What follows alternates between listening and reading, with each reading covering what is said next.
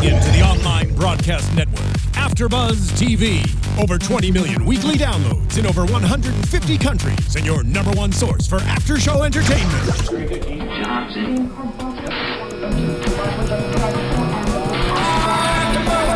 Afterbuzz TV, the destination for TV superfans. Producing aftershows for over 300 of your favorite TV shows. Interviewing celebrities and showrunners. And bringing you behind-the-scenes exclusives. All thanks to E! Entertainment's Maria Menounos, producer Kevin Undergaro, and internet leader Akamai.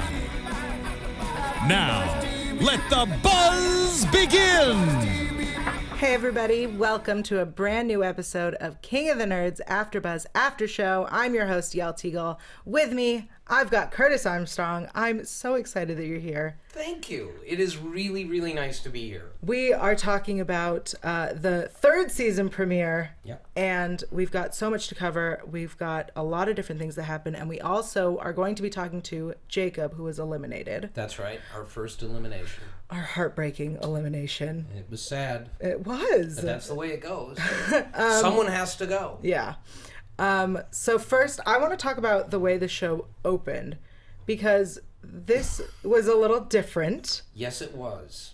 You chose the teams as opposed to them choosing their own teams. That's right. Was there a reason that we're going to get to soon, or is it going to be... Actually, I can tell you what the reason was exactly. Yeah. I mean, what was nice about it was that we came up with an idea to play with... sort of a Terminator parody that would just be fun to do. Yeah. The actual reason for all of that was because we found from the previous two seasons we had this extensive process of people. The first night they all get to know each other and they're all sort of maneuvering to get in, onto certain teams with certain people for various strategic reasons. And then the actual process of choosing teams, which took forever, no matter what we tried to do to speed it up, there was no way to speed it up. And we finally decided, you know what, let's just pick them randomly and take that out of the mix. And that way we'll fill in the time, first off, with the opening that you're referring to, and secondly, it gives us a chance to get to know the nerds. Without that, it's just going to, be the nerds being nerds in their natural habitat. Yeah. So that was why we did it that way. And we're very happy with it because it means that you just have more time with them. Let's talk a little bit about you running around naked. Yeah. Yeah. What?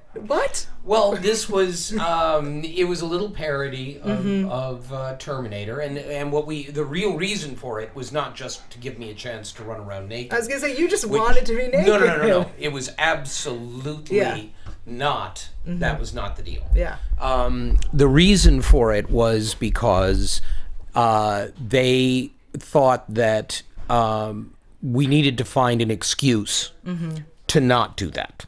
Okay. To not let them, do that. And someone came up with the idea, well, what if you came in from the future, you and Bobby from the future, and instructed you to not do that.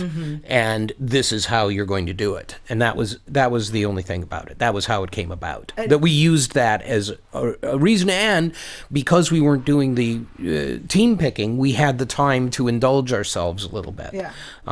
Whether it was a smart thing to have Curtis run around without any clothes on, that's still sort of open to discussion. Was that your decision? Well, it was my decision whether I was going to do it or not. It wasn't my idea. Okay. That was something that we came up with during the course of, back when we were first starting to develop this season.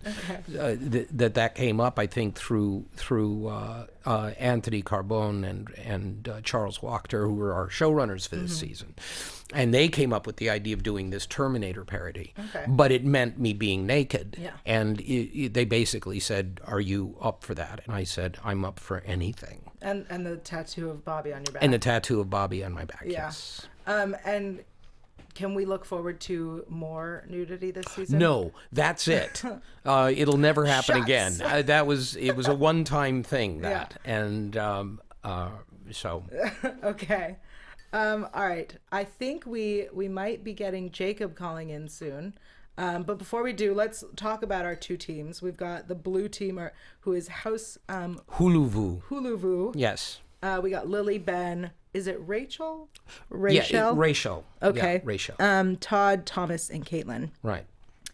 And they are an interesting bunch. Yes, they are. I want to talk a lot about Caitlin because she, so far, just one episode, I feel like she seems, what's the word I'm looking for? She said it best. She's not a people person. Yes, she does say that. Yeah. The truth about Caitlin is, I think, that it's not that she's not a people person, but it's difficult for people to be in that environment and necessarily be a people person all the time. Right. Or have everybody be a people person. And if you go through the previous two seasons, there are people who are clearly people, and people who are clearly not people. Yeah. And she is not. She's got her focus. She's got her game on. She's doing this. She wants to do it right. She wants to do the best she can. She wants to win. Yeah. And that's that's what she is. Yeah. But, as for how she develops over the course of the 8 weeks, that's something that you'll see. I'm so excited. It looks like we have Jacob with us. We do! Hi, Jacob. How's it going? All things considered, pretty good. I'm going to tell you, I'm really sad about what happened. It was really hard to watch. Yeah. That's a shock for everyone involved. Yeah, it was difficult for all of us because, of course, the decision of the team to vote him into the nerd off was something which took us as much by surprise as it did Jacob, I think. Yeah. I'll get that far. What was that? No, nothing. Never mind. I'd like to think I was the most surprised, but yeah, sure. Let me put it this way. Jacob was the most surprised person on camera. We were not on camera and had the luxury of sort of falling about in shock without people actually watching us do that. Yeah. But we were really surprised. Yeah. I want to know, Jacob, what was going through your head? Because I feel like there were a lot of curse words you wanted to say but didn't. Well, the first thing was just like really, really loud circus music. And then it was the Model S from 2001, and then basically two helicopters crashing into each other. And then I remembered where I was and that I hadn't soiled myself. And then I was like, "Oh, this is real. This is happening." So that what happens in the span of that second is basically a stock footage film inside my own brain. So it was kind of like you had an Ed Wood movie going on in your head. Yeah, very Ed Wood. And you know the part in Adaptation, the classic film Adaptation, Yeah.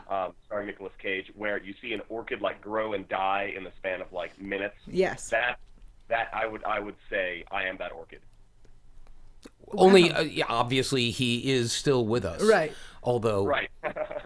which is one of the wonderful things also, by the way, that I loved, was in your exit interview when you said the show will be going on without me. I will be watching from the sidelines. No, actually, I won't be watching from the sidelines. I'll be gone. Which was, it was so wonderful because even though it was some time had elapsed between your leaving and the time that you said that, it was clear that it was still registering. Mm-hmm. Yeah. That's when the number of people that I've spoken to in my life.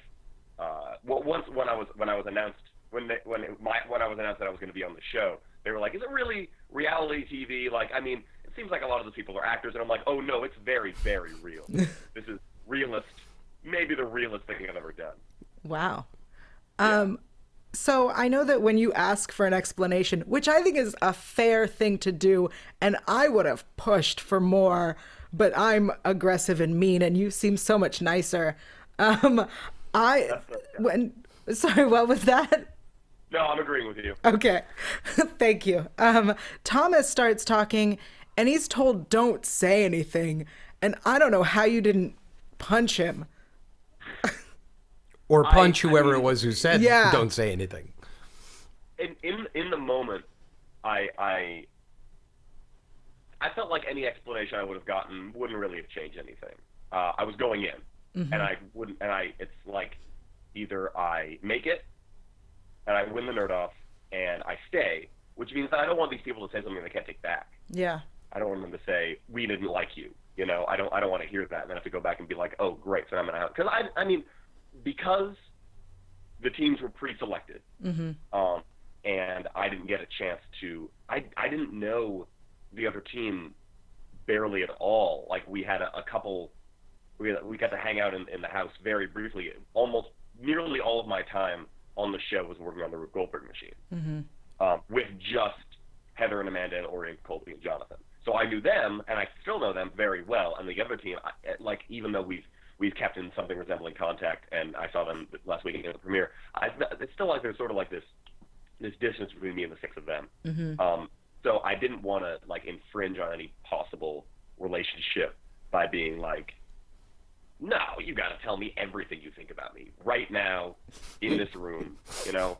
Yeah, you're so much nicer than I am. Well, see, and I have to say, too, that what you did was something that no one has ever done before. Because, you know, I mean, people respond differently when they get voted into a nerd off. And sometimes they're angry, and sometimes they're philosophical about it. What you did was to turn it on to them and say, I'd like a further explanation. That surprised me, because no one ever does that. No one thinks to do that. Yeah. Well, it was like, because I don't know if it was you or Bobby who asked directly the other team, like, why did you pick Jacob? I mean, that always happens in the show. You know, it's always like, give us a little something. And then just what they gave me was like, you know, useless. Like, what can I do with? They said I was mysterious. They said it was the heart of the team, which was really nice. But yeah, it was just this bizarre. It was bizarre. Well, you know, here's another thing that I think, which is that what they did was, in their minds, a strategy. Yeah. But it's an interesting strategy, because rather than going like strategy as it is usually on the show, where people will take out somebody because they have an idea, for example, that the next, that the nerd off is going to be, you know, comic book related. So let's get him out because he's too knowledgeable in that, you know, something like that. Instead of that, what they did in your case was this weird sort of, you know, decision to take out somebody who everyone liked. And that was the point, that somebody who was just, they were going to throw everyone off base. And that was the point of the strategy, which was really interesting, although I'm not sure in the long run that it accomplished anything. What do you think? I mean, it's kind of too soon to call, but I mean, they even though really they didn't know that much about me, because I was only there for a day, really. It was clear that because of my personality and my ability to work with others, and my just. Because like I'm a writer and perform, and like I do comedy, and so like, and that because of my knowledge base is just kind of everything. So I was ready to dive into anything. When it's announced, I don't know if you can see the look on my face when we're told that we're building a Rube Goldberg machine. If you can't tell, my face is, all right, I'll get him on the next one, because this is not my thing. I'm not I went to art school for 2 years, and I was in the writing department, which basically means that I'm not good with my hands and I'm not good with computers. And that's where they put the rest of you. Yeah, I was just like, all right, let's see how this goes. Hopefully I make a good enough impression that if we lose, then I won't be kicked out, and if we win, then I get to do another thing. But I don't have to tell you how that turned out. I want to talk about your nerd off. Yeah. How much did you prepare, and when you did you think that you had it? Did you think like, okay, I've got enough that I should be okay? So we're told that it's anime, which is my I like to think of myself as someone who, as far as nerd culture is concerned, has like hands in everything. Like comic books, of course, TV and movies are right up there, and then we've got science and history and art and literature and general culture. The trivia that I write for my trivia night is much more pop culture heavy, movies and sports and music. But then I hear it's anime, and that is, if I had any nerdy blind spot, that is definitely it. Like, good God. Like, I was a big fan of the show. I watched the previous 2 seasons, and whenever there's a trivia nerd off, I knew, I'd say 90% of the questions. Depending on, I mean, the comic book one in season 1, I knew all of those questions before they were given the multiple choices, and I was like, oh, I would have. But then we're told that it's anime, and I mean, I know. I love Dragon Ball. That's like one of my favorite things. But that's like the only anime that I've read all the way, a manga rather, that I've read all the way from beginning to end. And everything else is like, all right, if there's any questions that aren't about Dragon Ball, this is a definite crapshoot. And there was, so that was nice. Yeah. All right, I want to talk about destroying the city because that looked so fun. Yeah. Was it? Was it everything you wanted? It was. There's one thing that I did that unfortunately didn't make it to air.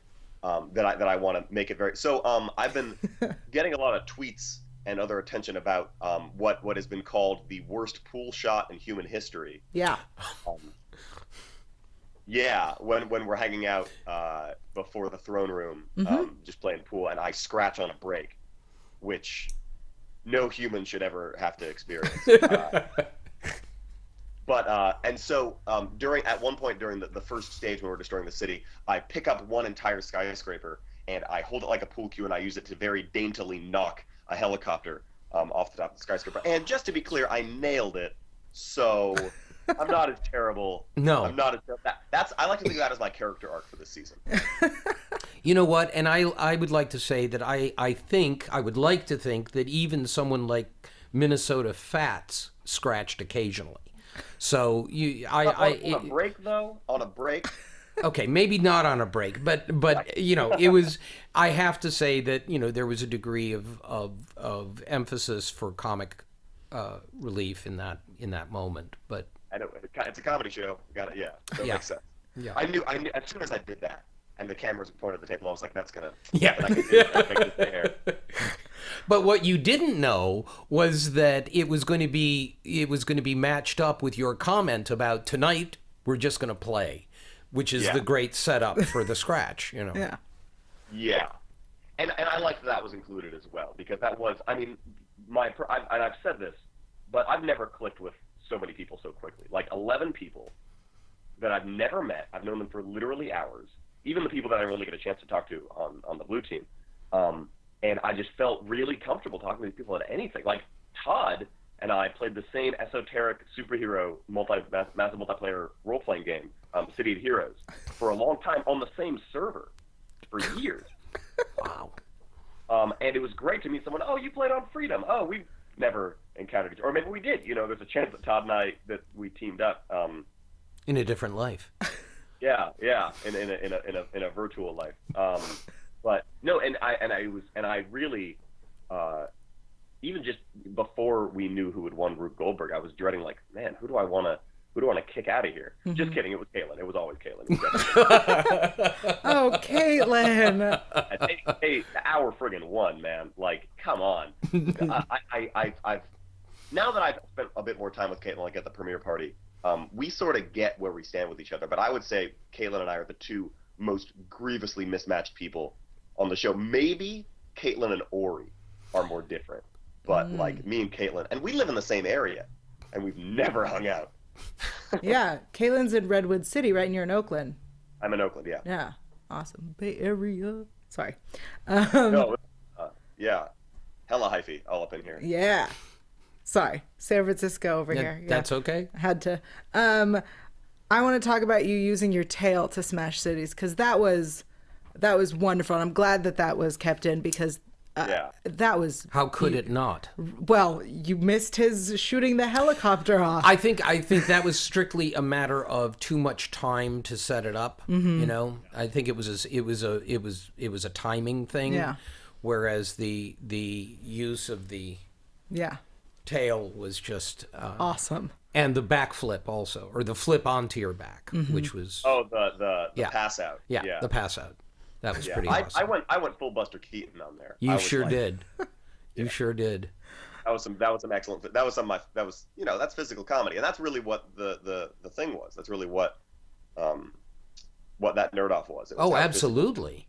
physical. Yeah. I wish I could have gotten to stomp that bridge. It would have just my destroying that bridge would have been 10 seconds, me jumping into the air, me lying in that pool. So before we let you go, I want to know, the moment that you left, who did you want to win? I mean, like, that's such a tricky question because, like, I mean, if we're talking in the moment, I can't tell you. I don't know, just because the whole thing has been marred by. I mean, the whole thing's taped. I know exactly what happens, and I can't really say anything about there being some sort of bias on it. I wanted someone from my team to win, just because I felt, unbetrayed. But, like, I don't know. I would have pegged Colby to go all the way. I would have pegged Jonathan, Heather, and Amanda. I think all four of them really had it in them. And then Ori was also there. But sorry, bro. I hope. Yeah, but no, I think that that my whole team was made up of really strong, competitive, intelligent, powerful people, and any one of them, I would have been happy to see them. It's like if I go out first and one of them goes all the way, then it's like my sacrifice is worth it to help them make it all the way there. That's so sweet. Well, it's the reason why everybody was sort of brokenhearted, because you do get, and they did get, from relatively little time with him, that they got a sense of who he was and the kind of good, decent, fair person that he was as part of it all. Which is not exactly the best personality type for reality television, if history's proven anything. No, that's well. I think again. Let me emphasize. I think under normal conditions, you absolutely were right. I mean, there was no reason for you to suppose that you were going to get voted into the Nerd Off based on every standard that we can imagine. When it came up, and we were watching off camera, when it came up that was going to be the decision, we were just, we were freaked and upset, because we had been counting on having you around for a while so we could use you for your comments, which are always delightful. And it was also such a strange strategy to take out somebody, like just arbitrarily to freak people out. It was a strange way of approaching it. But it's because Jacob is who Jacob is. I mean, you see it in the show. Yeah. And everything that he does, you get a sense of what a nice person this is. And so, I think there were a lot of people, who regretted it. No, I'll say that. Yeah. Well, thank you so much for talking Cold to us. comfort, I'm sure, but that's my thought. You gotta take what you can get. Yeah. Thank you so much. Hang on one second, if I may. Yeah, of course. Now, Jacob, you're doing San Francisco Sketchfest, am I correct? I am, yes. Could you say something about that quickly? Plug your stuff. Yeah. Oh, thank you. Yeah. I'm in a sketch comedy group. We're called Don't Watch This Show Live. I've been a member of them for about a little over a year. And we will be performing at the Eureka Theater on Tuesday, February 3rd at 8 p.m. as a part of the San Francisco Sketch Fest, the comedy festival. This is our third year in the festival. I will be performing in many of the sketches. I've written a number of them. It's very disgusting. Hooray! Yeah, no, it's gonna be a blast. It's our best sketches in the last year. Wow. And I'm very proud to be a part of this group. They're some of my favorite people, and it's going to be a great show. Excellent. So yeah, if you can make it out, February 3rd at the Eureka Theater in San Francisco. Great. And give us your Twitter handle so people can follow you if they're not already. I'm at Jacob S. Rubin, like my first name, my last name, and then my middle initial S, right smack dab in the middle. Yeah. Okay, great. I'm also that on Instagram. What's your Instagram? Same name? Same thing, Jacob S. Rubin, yeah. Great. Well, thank you so much. Thanks for having me. we will see you around. Yes. All right. Great to talk to you Enjoy the rest of again. the season, everybody. Bye. Okay, before we move on, I'm going to take a moment to thank our fans for tuning in and listening and streaming and downloading and all that good stuff. We are so thankful, and we ask you guys to do one very simple thing for us. Go onto iTunes, rate and review this show. Also subscribe. So 2 things. Subscribe, then rate and review the show. If you Actually, 3 things. Yeah. No. Oh, I was so excited to hear what the third thing was. No. All right. So go on there. If you like us, give us 5 stars. If you don't like us, I don't know how you've made it this long, but give us 4 stars and leave a comment letting us know we're doing well. We could be doing better because of your amazing comments and ratings and reviews. Those are words. We get awesome guests. We get Curtis here to host with me, and we get all of the cast members. So it's you guys. It's you. Do it. Okay, let's talk about the show. Okay, let's talk about the show. Let's talk about the Nerd War. Okay. So who comes up with the challenges? Well, we've had a couple of people come up with with challenges. We had one group come up with them in the first season. The second season, we got picked up so late that they had already committed to another show, so we wound up getting more people to come in to support us. So we've got an entire crew of people who are in charge of developing the Challenges. Nerd Wars and Nerd Offs. Oh. And it's such a long process because they wind up starting with coming up with the idea, which means going through all of nerd culture and finding an area that we haven't touched on yet. Wow. And then, building something around that, and then testing it, and they have to do all of the testing. And one of our people in the challenge department is Genevieve Pearson, who From was season 1. from season 1, and was now working at 5x5 Media last season. Wow. On the show behind the camera, and this year was upgraded to the challenge department, and so in addition to her other stuff, so she was one of the people doing. And what she will do is get a challenge, and then she'll contact some other nerds from previous seasons who are local. So she'll get some, Ivan or Joshua or Wow. Mujige or Virgil, people who were, around here, have them come in, and they run through the thing. So we've actually had nerds from season 1 helping to make sure that everything is. See, this is the thing: is we want to make sure everything is not too hard, but not too easy. Right. And so it's a fair, thing, and the legal issues, making sure that everything is on, above board and all. It's enormously complicated. It takes a long time to do it, and they've been doing it now for last season and this season, and they're just constant. It's constant work. They are, because they have to build them. Right. It's a mad business. But That is so cool. but there's a whole separate group of people who do that, and they're not ideas that we come up with. Okay. And And the Rube Goldberg, Yeah. actually, was something that we came up with for season 1. We initially wanted to do Rube Goldberg for that first season, and there was a reason why it didn't work, and I can't remember what it is now. But I think it was just the sheer finding a room that was right and so on that set, which was a different set from the one we have the last 2 seasons. So for some reason it didn't happen. But when they were coming up with ideas, again, we had relatively little time to develop all this stuff. And somebody said, what about the Rube Goldberg challenge? And so they revisited that and figured out a way they could do it, and we had room for it, and away it went. That's a great idea. Yeah. I mean, it's the Rube Goldberg. I mean, I'm of an age where, even when I was little, I knew what a Rube Goldberg machine was. Right. And so for me, I thought it was just awesome. And of course, the way both of the teams approached it was remarkable. I mean, it was just it was a great way of. I just thought they both did a great job. it was really awesome, and the stories that they had, it was just know, it yeah. was so clever and so creative, and it wasn't just build a thing, it was build a thing, make it work, make it interesting, Right. and then present it. Yeah. which is so much better than just make a thing. Okay, you did it. Yay. Yeah. And you had 3 amazing judges. Yes, we did. We had Adam Sadowski. Yeah. We had Danica McKellen. Yes, Danica McKellar. and Michael McMillan.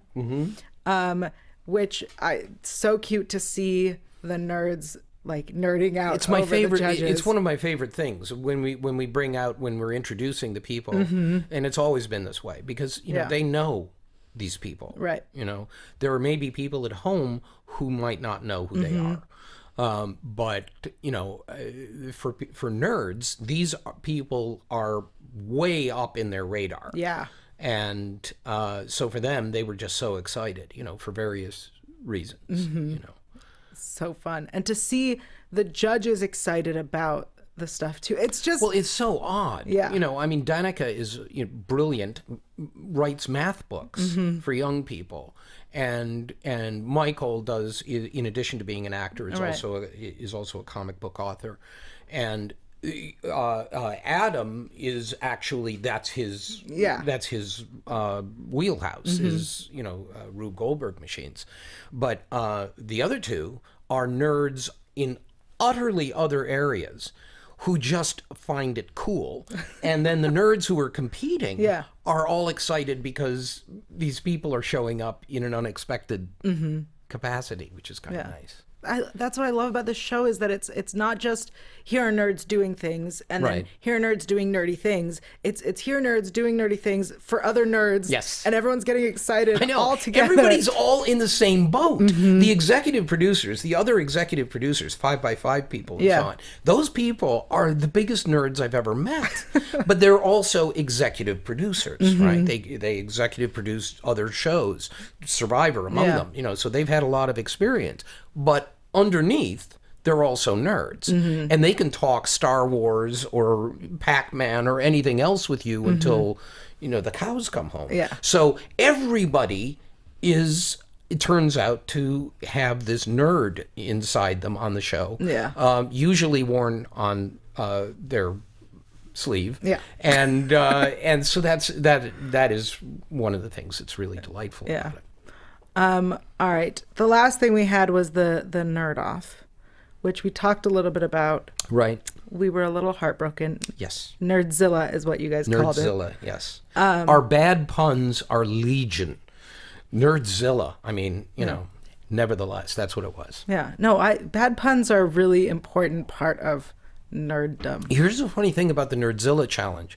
When I first went to a meeting at 5x5 before it was even settled, and it was pitched to me, this idea of them in, you know, Japanese monster suits destroying little Tokyo.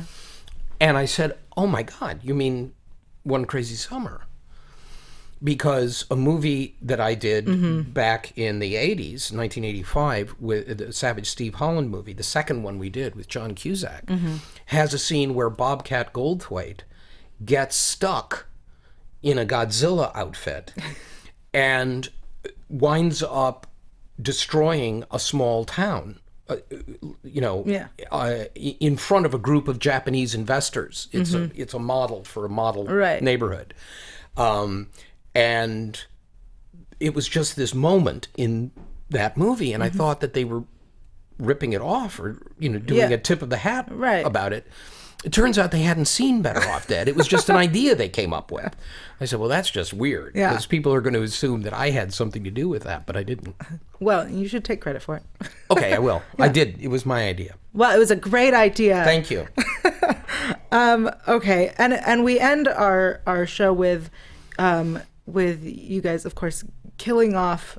You and Bobby like to kill the eliminated contestants. Yeah, I don't know, because we really like them. I don't know why we do that, but we do that. It's become a tradition on the show, and it's often a punchline that works really well for whoever is going out. Yeah, it was adorable. It was heartbreaking. Yeah. And then we have... I'm sorry. We're all going to have to move past this. Jacob has done that. I disagree.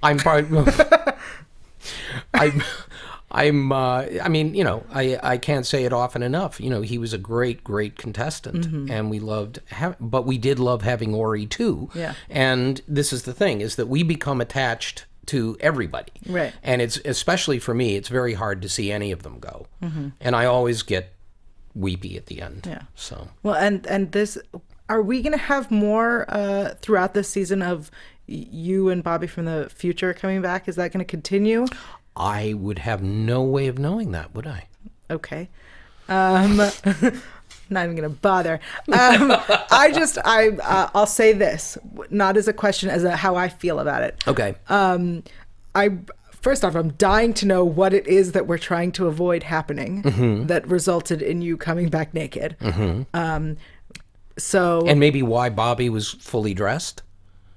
Nah. That didn't even come into it. It's No. just the naked part. Yeah, I just want to know why.